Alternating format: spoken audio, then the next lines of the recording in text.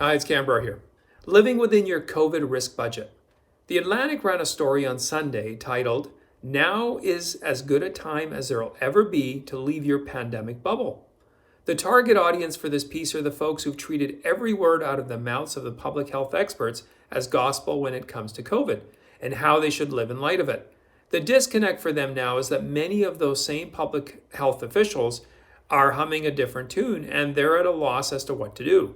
This piece is well worth reading as it really helps anyone on the other side of this gain a far better understanding of the struggle these folks are having simply letting go of their beliefs and ideas. In reading this article, I did run across a term I'd never heard of before, a risk budget. And the advice of The Atlantic to its readers is that they should really stop tracking it. My first thought was, what's a risk budget? And secondly, how come I'd never heard of it till now? Here's how it was described in the article.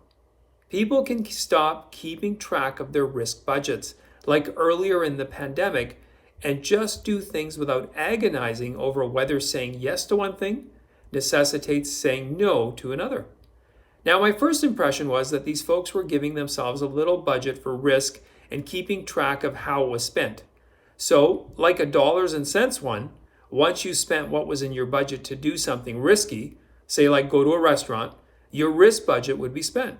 You might have a budget of 2 times a month to dine out, and once you did that, you would have to wait until the next month to do it all over again.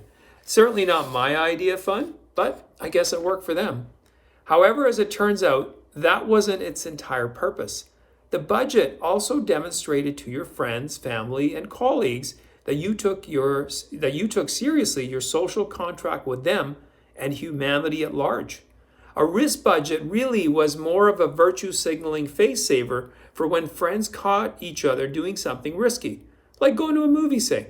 While you're both in line grabbing popcorn, you profusely apologize and tell them that you're only there because even though a movie wasn't in your risk budget, since you gave up a trip to the mall last week, and knowing that you couldn't go anywhere else for the rest of the month, you're really trying hard to enjoy this night out, which explains the jumbo tub of popcorn, pop, and Kit Kat bars.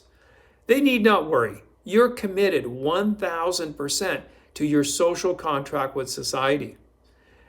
I'm not sure about you, but living in this virtue signaling COVIDian community sounds exhausting to me.